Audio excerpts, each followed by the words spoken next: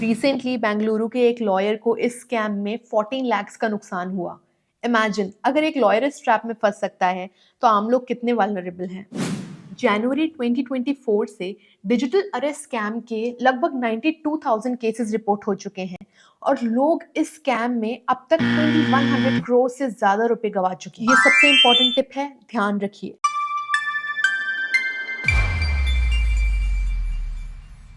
Hello everyone, welcome to my YouTube channel. मेरा नाम अदिति है और मैं एक एडवोकेट हूँ। कोर्ट में प्रैक्टिस करने के साथ साथ ही मैं लीगल अवेयरनेस बढ़ाने के लिए वीडियोस भी बनाती हूँ। अपने लीगल राइट्स और वेलफेयर लॉज जानने के लिए आप यूट्यूब पर मेरा चैनल सब्सक्राइब कर सकते हैं और मुझे इंस्टाग्राम पर भी फॉलो कर सकते हैं। आज के वीडियो में हम बात करेंगे एक नए और बहुत ही डेंजरस स्कैम के बारे में जो आजकल इतना प्रेवलेंट है कि लगभग डेली बेसिस पर ही उसके नए विक्टिम्स की न्यूज आती हैं। ये स्कैम है डिजिटल अरेस्ट का, जिसमें आपको सडन पैनिक में डालकर एक फियर साइकोसिस क्रिएट करते हुए आपको डिजिटली अरेस्ट करते हैं और फिर आपसे मनचाहा अमाउंट ट्रांसफर करवाकर ये स्कैमस्टर्स गायब हो जाते हैं। इस वीडियो को पूरा ज़रूर देखिएगा ताकि आप समझ पाएँ कि ये स्कैम कैसे होता है, किस तरह के लोग इसमें फंस जाते हैं और सबसे इम्पॉर्टेंट, इससे कैसे बचा जा सकता है।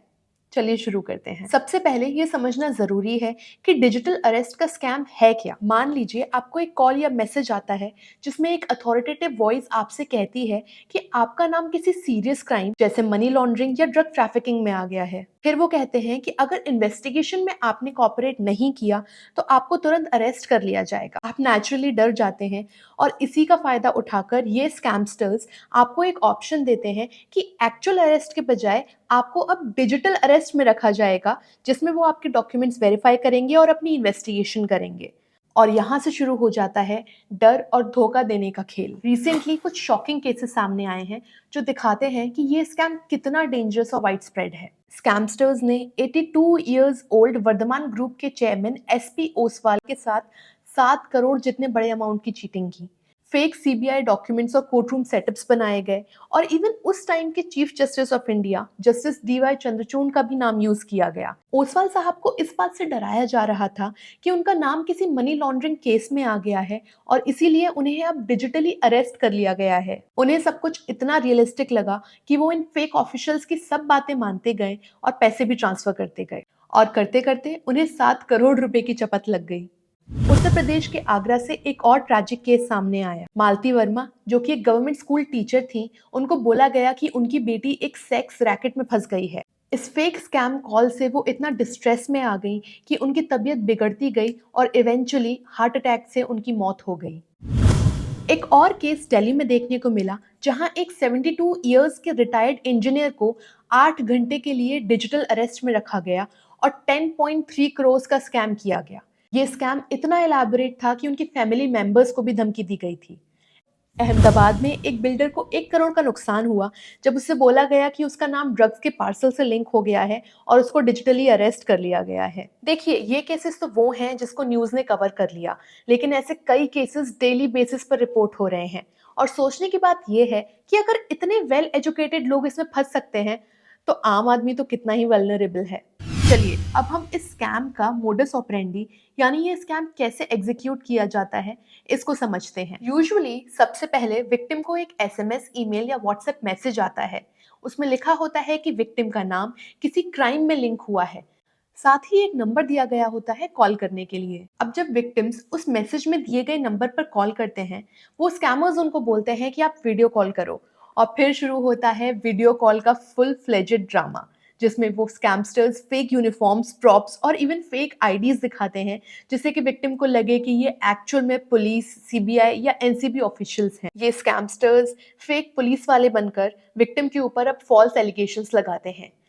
वीडियो कॉल के दौरान ही वो विक्टिम को ड्रग्स, ह्यूमन ट्रैफिकिंग या मनी लॉन्ड्रिंग जैसे सीरियस क्राइम के लिए अक्यूज करते हैं। अच्छा, विक्टिम के दिमाग में एक कंटिन्यूअस इंटिमिडेशन और स्ट्रेस का माहौल बना के रखने के लिए ये स्कैमस्टर्स विक्टिम को कहते हैं कि कॉल पर ही बने रहिए और किसी से कांटेक्ट ना करें।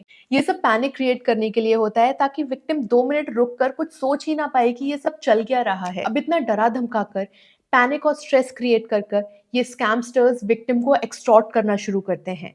एंड में वो विक्टिम से पैसे डिमांड करते हैं, ये कहकर कि चार्जेस डिसमिस करने के लिए पैसे ट्रांसफर करना बहुत जरूरी है। शॉकिंगली जनवरी 2024 से डिजिटल अरेस्ट स्कैम के लगभग 92,000 केसेस रिपोर्ट हो चुके हैं और लोग इस स्कैम में अब तक 2100 करोड़ से ज्यादा रुपए गवा चुके हैं। और ये स्टैटिस्टिक्स सिर्फ उन लोगों के हैं जो रिपोर्ट करने के लिए आगे आए हैं। कई विक्टिम्स ने तो रिपोर्ट भी नहीं किया होगा। अब आप ही सोचिए ये स्कैम कितना बड़ा प्रॉब्लम बन गया है। एक्सपर्ट्स के अकॉर्डिंग ये स्कैम्स कुछ स्पेसिफिक लोगों पर ही टारगेट किए जाते हैं, जैसे कि ओल्डर इंडिविजुअल्स, रिटायर्ड लोग, सीनियर ब्यूरोक्रेट्स और इंडस्ट्रियलिस्ट जो हेल्दी बैंक बैलेंसेस रखते हैं और जिनमें लॉ एनफोर्समेंट एजेंसीज का डर होता है, ऐसे लोग इस स्कैम के विक्टिम्स रहे हैं। इनफैक्ट मिडिल क्लास फैमिलीज भी, एवरेज मिडिल क्लास इंडिविजुअल्स भी अक्सर इस ट्रैप में फंस जाते हैं क्योंकि उन्हें लीगल सिस्टम की वर्किंग का पूरा नॉलेज ही नहीं होता। सरप्राइजिंगली ये स्कैम यंगर जनरेशन को भी टारगेट करता है, स्पेसिफिकली ऐसे लोग जो कभी पुलिस या लीगल सिस्टम के साथ इंटरैक्ट नहीं करते और स्कैम्स को पहचान ही नहीं पाते।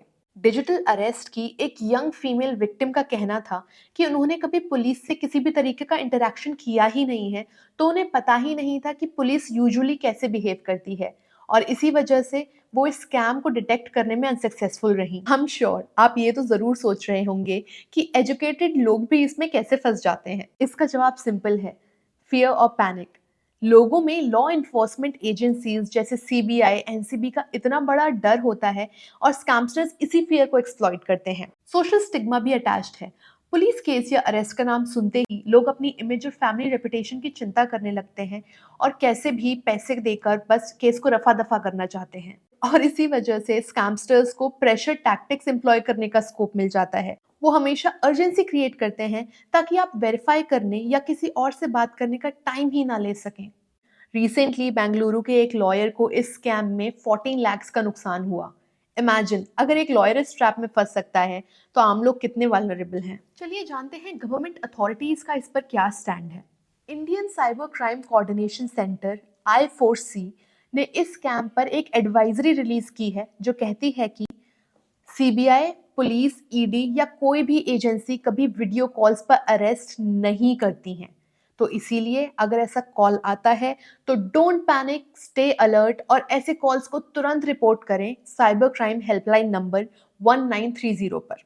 अथॉरिटीज का कहना है कि ये स्कैम लोगों का फियर और इग्नोरेंस का फायदा उठाता है। स्कैमस्टर्स पर्सनल डिटेल्स गैदर करके एक डर का ऐसा माहौल क्रिएट करते हैं कि लोग बिना सोचे समझे पैसा ट्रांसफर कर देते हैं। एज अ लॉयर मैं भी आपको अश्योर करती हूँ कि डिजिटल अरेस्ट का कॉन्सेप्ट किसी भी इंडियन लॉ में एग्जिस्ट नहीं करता। कोई भी लॉ इन्फोर्समेंट एजेंसी बिना लीगल प्रोसीजर फॉलो किए आपसे पैसे नहीं मांग सकती है, पेनल्टी के फॉर्म में भी नहीं। In fact recently prime minister Narendra Modi ने भी इस टॉपिक पर अपने मन की बात एपिसोड में डिस्कस किया। उन्होंने लोगों को वार्न किया कि ये एक फ्रॉड है क्योंकि डिजिटल अरेस्ट का सिस्टम लॉ में एग्जिस्ट नहीं करता। ये एक इलैबोरेट स्कैम है जो आपसे पैसे लूटने के लिए बनाया गया है। पीएम मोदी ने 3 स्टेप्स दिए हैं जो हर किसी को फॉलो करने चाहिए। First, stop. अगर ऐसा कॉल आया है तो पैनिक मत करिए, शांत रहिए और सोचिए, कॉल को एनालाइज करिए। Second, think. स्कैम के साइंस को आइडेंटिफाई करिए। Fake ID cards, urgent money demand या फेक लीगल डॉक्यूमेंट्स, ऐसी चीजें आपको तुरंत अलर्ट कर देनी चाहिए। Third, take action. Cyber crime helpline number 1930 या cybercrime.gov.in पर ऐसे कॉल्स को रिपोर्ट करिए। चलिए अब एक इम्पॉर्टेंट टॉपिक पर डिस्कशन करते हैं कि आप इस स्कैम से कैसे बच सकते हैं। देखिए, prevention is better than cure. ये टिप्स हमेशा याद रखिए। ऐसी सिचुएशंस में हमेशा काम रहिए, पैनिक नहीं करिए। लेजिटिमेट एजेंसीज कभी भी फोन या वीडियो कॉल पर अरेस्ट की धमकी नहीं देती हैं। हमेशा वेरीफाई करें। कॉलर की आइडेंटिटी हमेशा ऑफिशियल वेबसाइट या हेल्पलाइन पर चेक करें। कभी भी पर्सनल डिटेल्स ना दें। अपना आधार कार्ड नंबर, पैन नंबर या बैंक डिटेल्स ऐसे भी किसी के साथ शेयर ना करें। ये सबसे इंपॉर्टेंट टिप है, ध्यान रखिए। लॉ एनफोर्समेंट एजेंसीज कभी भी पैसा डिमांड नहीं करती हैं। कोई भी गवर्नमेंट ऑफिसर अगर आपसे पैसा डिमांड करता है तो it is a separate offence. आपने कैसे भी थ्रेट के अंडर आकर ऑनलाइन पैसे ट्रांसफर नहीं करने हैं। सस्पिशियस कॉल्स को हमेशा रिपोर्ट करें। साइबर क्राइम हेल्पलाइन नंबर 1930 या cybercrime.gov.in पर इमीडिएटली रिपोर्ट करिए। Last but not the least, हर रोज एक नया स्कैम आ रहा है, इसीलिए ज़रूरी है कि आप खुद ऐसे स्कैम्स के बारे में एजुकेट हों और अपने आसपास भी लोगों को एजुकेट करें। अपने फैमिली मेंबर्स और फ्रेंड्स को इन स्कैम्स के बारे में ज़रूर बताएं। मान लीजिए कभी आपके पास ऐसा कॉल आ भी जाता है और आप शुरू में इसको समझ नहीं पाते हैं कि ये स्कैम है, पर जैसे ही आपको थोड़ा भी अंदाज़ा होता है कि आप शायद किसी स्कैम के बीच में हैं, तो ये स्टेप्स फॉलो करें। सबसे पहले कैमरा और माइक दोनों ऑफ कर दें, किसी को इमीडिएटली इन्फॉर्म करें, स्कैमर्स से कभी भी डायरेक्ट कॉन्वर्सेशन ना करें और हेल्पलाइन नंबर पर रिपोर्ट करें। रिमेंबर, आप जितना जल्दी एक्शन लेंगे उतना ही जल्दी आपको हेल्प मिलेगी। ऑलराइट, सो स्कैम्स जैसे डिजिटल अरेस्ट मॉडर्न टेक्नोलॉजी का गलत इस्तेमाल है, लेकिन अवेयरनेस और एजुकेशन से हम इनसे इजीली बच सकते हैं। इस वीडियो को शेयर ज़रूर करें ताकि और लोग भी इस स्कैम का शिकार ना बन सकें। अगर आपको ये कंटेंट वैल्यूएबल लगा तो वीडियो को थम्स अप ज़रूर दें और मिलेनियल एडवोकेट को सब्सक्राइब करना ना भूलें for more simplified legal guides. नीचे कमेंट बॉक्स में आप अपने क्वेश्चंस और कमेंट्स पोस्ट कर सकते हैं। I will be happy to address them. अगर आपको अपने स्पेसिफिक केस के लिए लीगल एडवाइस चाहिए तो आप मुझसे मेरे ईमेल आईडी पर कंसल्टेशन के लिए रीच आउट कर सकते हैं। Thank you for watching and I'll see you in my next video. Stay safe and stay aware. Thank you.